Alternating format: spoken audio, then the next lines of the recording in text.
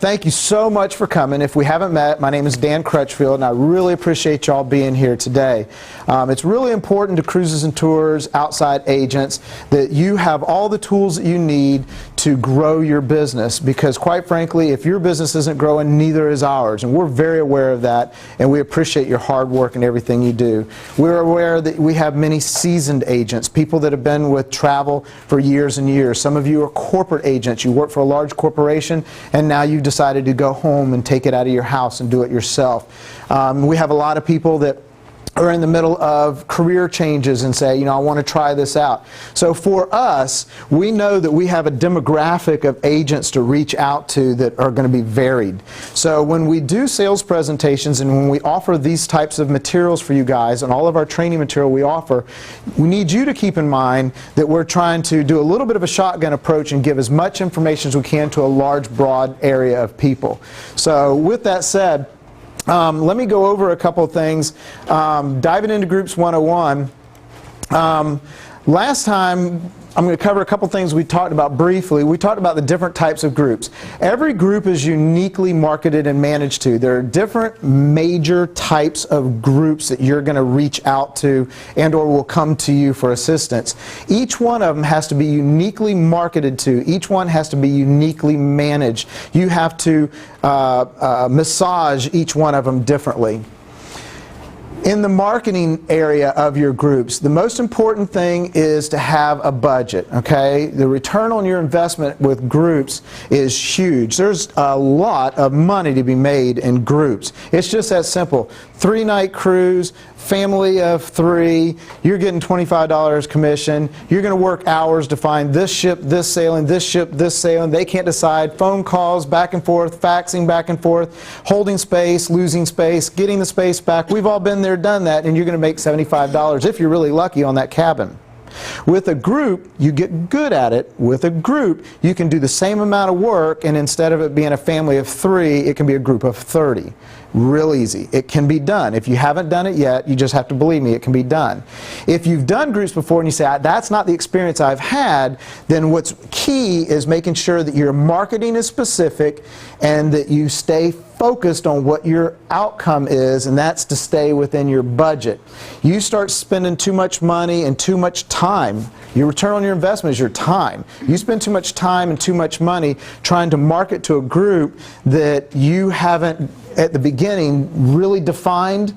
You're going to lose money on the group in the long run. You say, whoa, it's 30 cabins and I should have made a lot of money on that. If you're not specific about your goals and what you're trying to do, and be careful with your budget on marketing, you're going to put big billboards out there and spend thousands of dollars because you sure thought this one was going to be the cash cow of them all, and one family booked. And I don't understand what happened. And we can go back like an accountant and go back through that, and we can determine what did and what didn't work.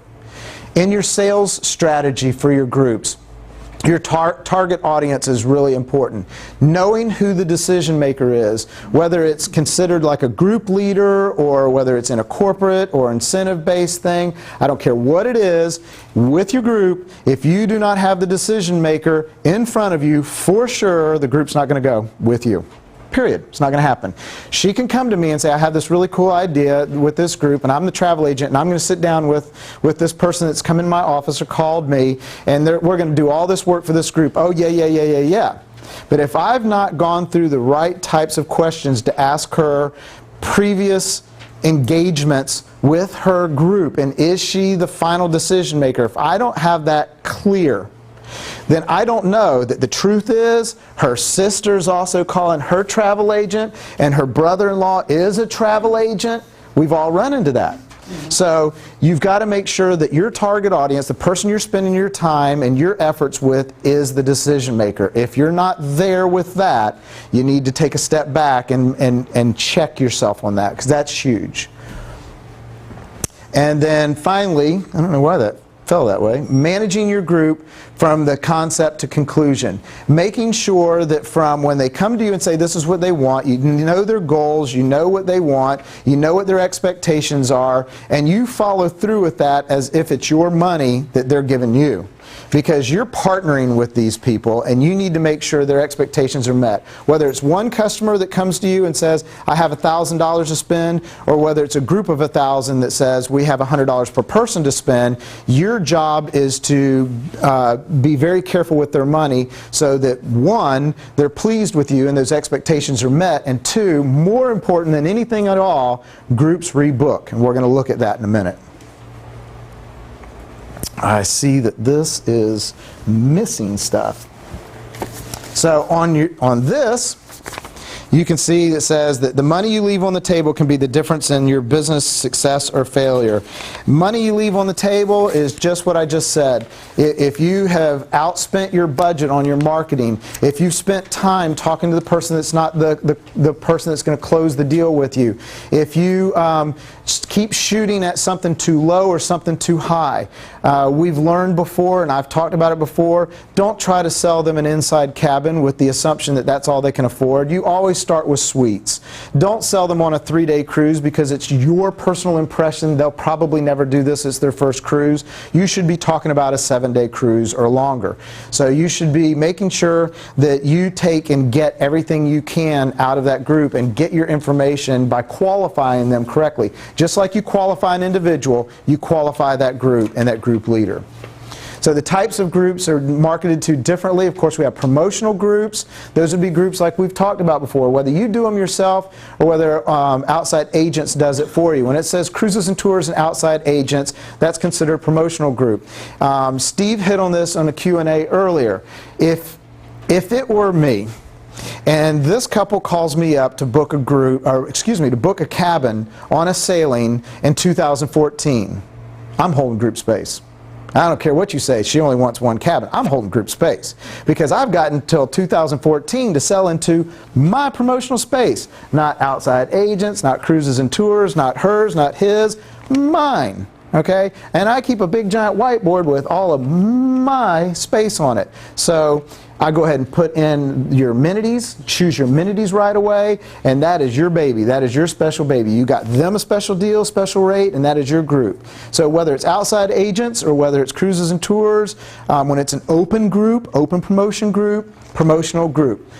Creating and selling into existing space. So you always have that space. Their deposit, with a lot of cruise lines, their deposit actually keeps that group open. It certainly will help you go back to the cruise line or vendor and say, I've already got money on this. They're not necessarily, there are some exceptions, not necessarily, they're not just going to cancel everything that you've got holding without contacting you first. Okay? Affinity groups. Affinity groups are people with commonality. So an affinity group is a family reunion. Affinity group is a class reunion. Affinity group is quilters. Okay, affinity group are people that have a reason to get together on a regular basis and do get together on a regular basis. Let me say that again. They do get together on a regular basis. A lot of times we as agents get really creative, or we have a group leader get really creative and go, I had this really cool idea and I think we should all go on this cruise together, and we're the group that likes to collect pennies. Really, have you ever met with this penny collection group before? And they go, well, no, but it'd be a lot of fun because pennies are fun to collect. Well, I've heard of people that collect nickels, but I've never collected pennies before, but we're going to get, see what I'm saying? It's a great idea, and there might be a place for that, and it may come about, but it kind of goes back to that first page we talked about as you're preparing your return on your investment, your budget, your time. You need to be thinking about how real it is. Okay, well, let me ask you a question. What have you done before as a group? Oh, we meet every Saturday. 50 of us meet every Saturday, and so that's where you would take that, okay? Organizational, meeting, trade shows, conventions, huge market for this. We talked about this a little bit when we talked about incentives on a previous training. Organizations put together different types of meetings, trade shows, and conventions. Companies that want to do I did one that was a major motorcycle company, and they put a whole bunch of people on the ship to see their product. And they invited their top salesmen, and their top salesmen invited their top clientele. Everybody kind of paid for themselves, so it wasn't true incentive. But at the same time, it was a function organized by a large body or organization or company or something like that. And it was all put together and given reason for people to come. And then incentives. Again, this was in a previous training. We talked about purpose, goal driven, one decision maker, one check. If you weren't here for that, that video will be coming out really, really soon. A lot of great money to be made in incentive travel. It is a wonderful thing to be able to talk to one person that says, yes, that's what my company is going to do, and they write you the check for it on the spot. And a lot of times they'll write you the whole check, not a deposit, and then kind of, you know, linger around with it. How much is it going to cost? Here's the check. It's in our budget. That's fine. Thank you very much. Have a nice day. I mean, it sounds too good to be true, but that was 70% of my business when I owned my own agency. So have a clear understanding of your group's dynamics. Understand their expectations and their goals. This will make the difference not only in the outcome of their first trip, but more importantly, each trip that follows. Your goal as a group sales specialist is to have them continue. Most groups will continue, and we're going to talk about that in a minute. And also you'll find groups within groups, and we're going to also cover that as well. Any questions so far? Okay, specifically, affinity groups. Who, what, when, and where. Who, what, when, and where is actually the definition of an affinity group. You know, there is something about where they're from. There's something about who they are, what defines them, that makes them an affinity group and makes their name for themselves. Again, a really common, easy example is reunions. So reunions are a real typical affinity group. Your family reunions are pretty golden. The only thing with reunions and a lot of these types of affinity groups that I want to caution you on that we spoke about a second ago was you got to make sure you're talking to the decision maker. Find out right up front. Do not be afraid. The two things we're most afraid to ask. How much money do you want to spend? Well, I don't know why we don't ask that, but a lot of times I talk to people in sales, and yeah, I'm scared to ask about the money. How much money do we need to stay within to be within your budget? And are you the only person that's come to a travel agent to look for this space? And are you the final decision maker? You make sure of those two things right up front, and it's going to save you time and money, and it's going to make their experience better because they haven't been hem and hawed around to a bunch of different options and products, okay? So there are various types of affinity groups. We just mentioned friends and family, like reunion groups. Friends and family a lot of times could just be me and my wife like to take cruises. We go all the time. The guy across the street knows that when he sees that suitcase coming out that we're probably going to take a cruise, and he tells me, next time y'all go, let me know so me and my wife can go with me. And go, really? And you talk to somebody and they become your group leader, your Pied Piper, and say, look, between work and between maybe church and between your neighborhood, if you only have 7 other couples go with you, we can offer you all kinds of really group amenities and group rates and special deals and so forth and so on. Shazam, you have a group. So that's your group leader that was just one couple that goes a couple of times and go, you know what? There's an actual story. So I know of a guy that sat down one day at a travel agent's desk and was talking about going on another cruise. And the travel agent did a little bit more probing questions and said, you know, funny thing is you ask a lot of questions about trips that you don't go on, and then you turn around and tell people about this because they come back to me and you refer them to me. And the traveler said, yeah, that's true. I really like traveling a lot, and I like helping other people, but I mean, I have a job. I just like traveling, like helping other people. So, well, why don't you put together a group and go, and this is the benefits of you going and explain the group leader thing to me. Oh, I just gave it away. Explain the group leader thing to the traveler. And one thing led to another, and after doing their first group as a group leader, then came back with, how was that traveling for free? Well, that was a really cool deal. Do you know how much money you could have made if you were a travel agent on that group? No, I had no idea. Then told how much money could have made on that group. Well, 19 years later, I stand before you. One of the owners of the agency here was my travel rep at the time, and I just walked in, had no idea that this business was available and you could do what you do with this business. Those are your group leaders. Those are people that you can get involved just with friends and family groups. No other affiliation. No, I don't belong to a church. I don't belong to a penny collection club. I don't have this kind of affinity. But you know what? My friends, I refer them back to you. Really? Why would you do that? You know, why not bring them with you? So that's your friends and family group. Clubs and organizations, the penny collectors, the quilters, all of that. Religious and cultural. Religious and cultural travel is probably the #1 growing segment in the travel market today. It has continued to grow over and over again. I know that the unrest around the world, and we think, oh, tomorrow something's going to blow up in one of these foreign countries. Well, the fact is it's been that way for 2,000 years. And the travel industry makes a lot of money off of cultural and religious travel segment. So whether it's through a church or whether it is through somebody that's historians, whether it's somebody that is geographically interested in a certain geographic area, you need to be looking into that. Think, for most of us, National Geographic. Think National Geographic, and remember how big that was to get your National Geographic and open up and go, I'd love to go to Egypt, I'd love to go to Africa, I'd love, you know, the people are still out there with those desires and they think they're unobtainable. But they are obtainable because you're going to help them. And the best way to help them is by helping them put together a group. Group travel, they feel safer. If I was going to say, would you and your friend like to go on a trip for 12 days to Egypt? You'd go, yeah, no, I don't think so. Would you and 20 of your best friends going together feel safer on a trip to Egypt? Absolutely. Okay? Sports, hobbies, social, and educational.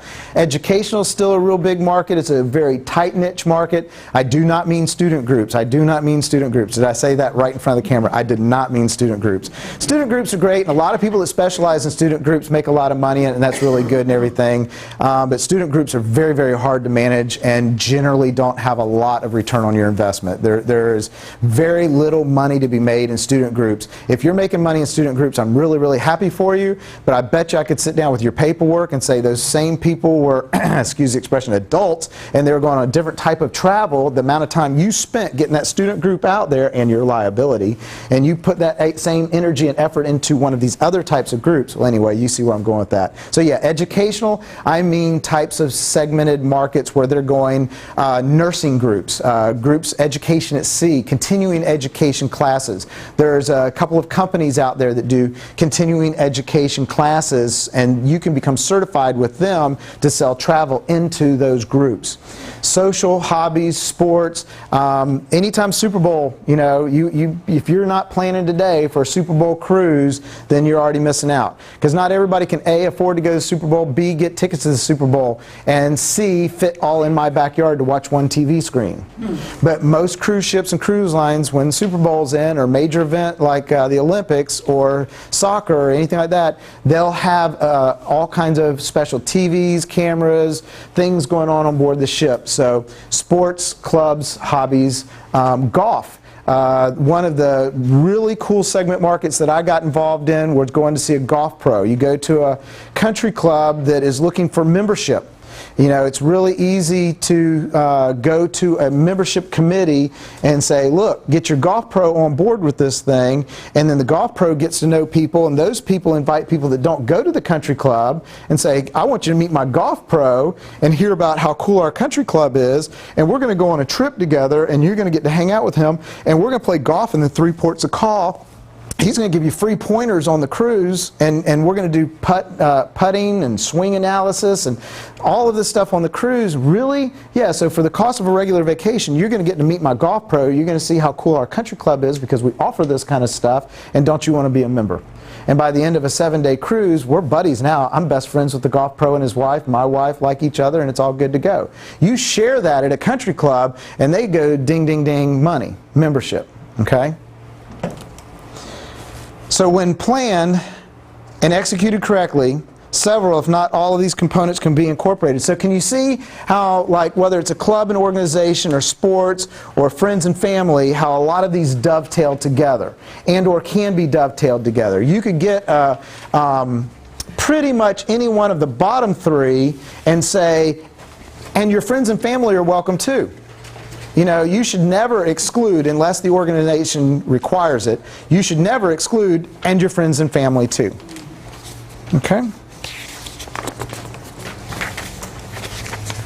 So So bringing people together and creating a lifetime memory. Isn't that what this is about? Isn't that what travel is all about, is creating memories for these people? Our guests, our customers, we're going to entrust them to vendors, travel providers, cruise lines, airlines, all these other people. It is our job to make sure that it's a great memory. If you've been in the business longer than 3 days, you've had your customer come back and you say, how was your trip? And they said, oh, it was horrible. It was just absolutely horrible. It was the worst thing that ever happened to me. I called somebody. This is another true story. I called a lady up, and when I first started, there were a lot of agents go, oh, Lord, no, don't call them when they get back, because you'll hear what went wrong. You know, no, if they don't call you, it's all good. No, I want to call them. I want to do a follow-up. I want to see what we can do to make the next one better. I want to let them know that I'm still thinking about them. I'm not the kind of salesman that says, once I get your check in the front door, we're done. That's just not me. I believe in building relationships with my customers. Win, lose, or draw, I'll take it however I can get it. So I called this customer on the phone. They just got back. Actually, it was so long ago. It was the Carnival Destiny, and it was in its inaugural season. And so I called these people back up. So how was it? It was horrible. It was the worst thing that ever happened. It was terrible. Oh, it was really terrible, huh? Terrible, absolutely terrible. I had other customers on the ship. I knew the ship didn't sink. Toilets all flushed. It was all good to go. So I said, tell me, can I ask you a couple of questions? They go, yeah. When you got on board the ship, I said, airfare, airline, everything was good? Yeah. Transfers, they met you, they got you to the ship? Okay. Yeah. And when you got on board the ship was nice and clean. Oh, yeah. You got in your room and you opened up the door and saw that pretty little balcony. Oh, it's amazing. Oh, it's beautiful. And you met Hector, the cabin steward. Oh, he came by. He was really, really nice and pleasant, gave me everything I wanted. So that's great. Did you go to the shows? Oh, I didn't know they could do that on board the ships. Weather, how was the weather? Beautiful sunshine the whole time. So let me ask you something. The part about it being a horrible trip is the worst thing that ever happened to me. What happened? They fixed peas and they put them on my plate. Now, I ain't never seen peas fixed that way before. They had stuff all coming out of it. I couldn't eat it. I just couldn't eat it. Only time we could eat was we had to go by the pool. They had hamburgers by the pool, and that's all I ate for 7 days, is hamburgers by the pool. True story. True story. Needless to say, they weren't customers I put back on another cruise. I mean, if on a Carnival cruise they didn't like the way the peas were fixed, Lord help us if we were going to put them on Celebrity or something like that in the future. So, creating a lifetime of memories for these folks are really, really important. And when it comes to groups, you have a group leader and one main objective, one key person, but that person, if you've qualified them correctly, is representing the entire group and their expectations. So your assumption is, if I please him, I've pleased everybody. But we don't know that the other couple at the table that went in their group didn't like how their peas were fixed. Or Hector didn't come to the room often enough. Or more importantly, how many times have you heard him say, yeah, I never saw my cabin steward. I never saw him. Go, wait a minute, was your room kept clean? Well, yeah. Toilets were clean? Yeah, huh? Said, and everything was taken care of? Yeah. And every time, did you call him if you need him? Yeah, I had to call him when I needed him. And he came? Yeah. And so the problem with Hector was, we never saw him. We never saw him. Travel planner. Discover, secure, and communicate at all times with your group leader and make sure that you understand everything that their expectations. Working with the client and the vendor as the point person. That's your job, is to be the emissary between the two, to be the moderator between the two, to make sure that when you speak to the vendor, you are that group. You are that group leader, and you speak to them that way. You are that group leader. You are that group. And when you speak to your client, you are the cruise line. You are Sandals. You are representing them. You're not some in-between, well, let me see kind of person. Because if they pick up on that, whether it's the cruise line or whether it's a client, they pick up on that you're some kind of wishy-washy in-between, I'm not sure kind of person, let me call you back and see, then they don't think you have a lot of credibility. Not the cruise line vendor side, nor the agent, or the client side. You've got to have credibility. Make sure that you have in place a secure line of communication and understand everything that is needed for your group. You're an event coordinator. Arrange for, manage all individual functions and special needs. Side trips, shore excursions, private parties, group photos, pre and post options, special dinner and room selections and requirements. You know, my family reunion, we're all going on this cruise, but there is one last little thing that you need to know. please don't set me by next Miss Betty or Aunt Betty, because Aunt Betty and my wife, they've been pulling hair for years, and it's just going to be an unpleasant experience if for 7 days I got to sit at the same table with Aunt Betty. It's just going to be a miserable thing. I mean, I've gotten that. I've gotten that many times.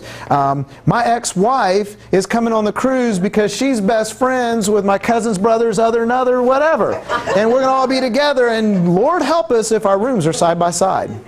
You know? So you need to pull that out. Because if you don't, what's going to happen is you're then laying that on the cruise line, using them as an example, or Sandals or the resort. You're laying that on them, and that's going to make the expectations and the results of those expectations a negative experience on your customer. And then when you call them up when they got back, they're going to tell you it was horrible, it was just absolutely horrible. Aunt Betty was in the room right next to me the whole time. Go, well, I didn't know.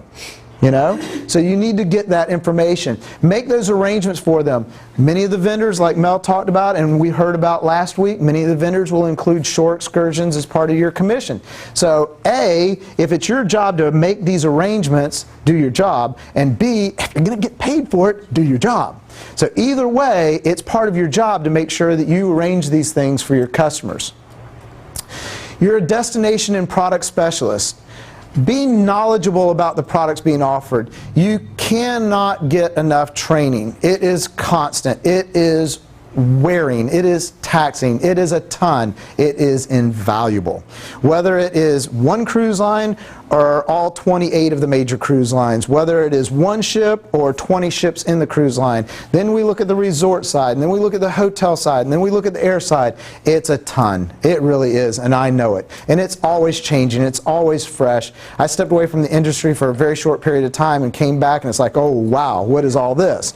So you have to stay on top of it. The more you're on top of knowing the product, the more credibility you have. We talked about credibility and how important it is for you to get that group to trust you. You have to have credibility. It's one thing to buffalo yourself through a husband and wife that are sitting there planning their next vacation. It's another thing entirely to buffalo yourself between a group leader and 100 other people and show that you're credible and you know what in the world you're talking about when you are specific.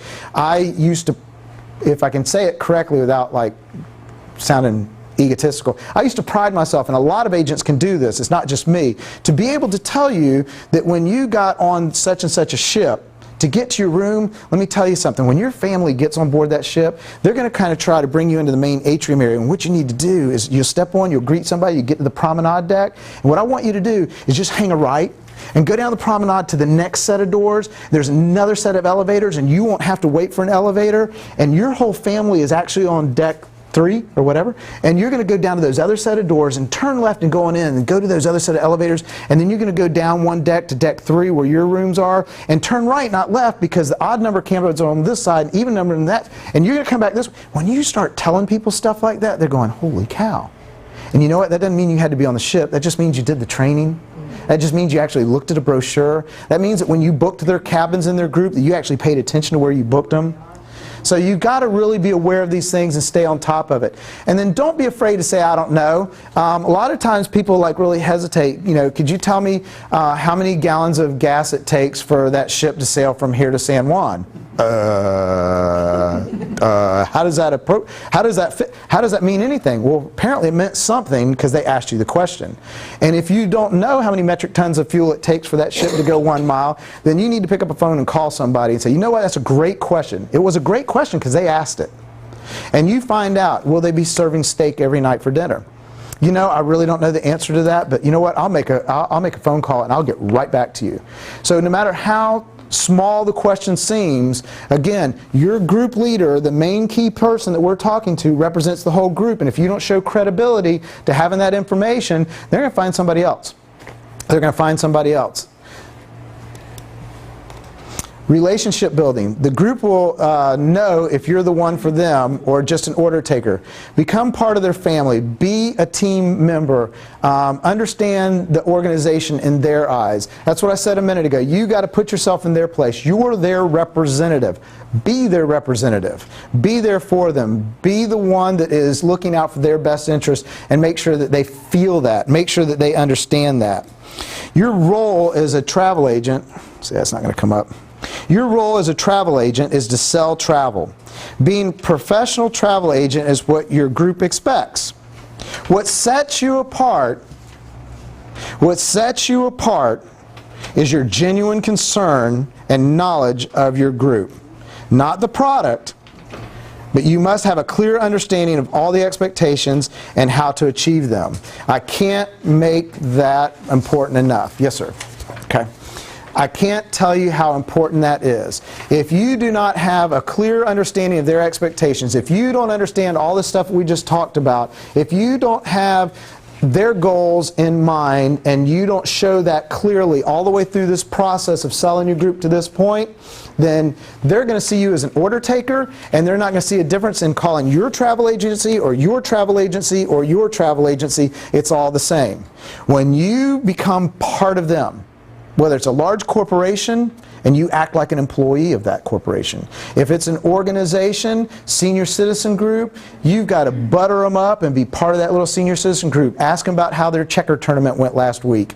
If it's a quilting thing, you've got to really show an interest in quilting. Even if you had to Google it right before you went into their meeting, you've got to show some interest in what they're doing. Family reunion, oh, I understand Aunt Betty and how she is. I've got an Aunt Betty like that too. If you don't build relationships with your groups and your group leaders, it may not happen, or it'll probably only be a one-time deal. And they'll feel it. They'll know the difference.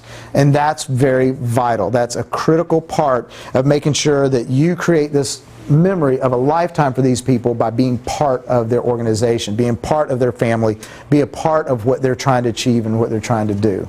Okay? Any questions right now?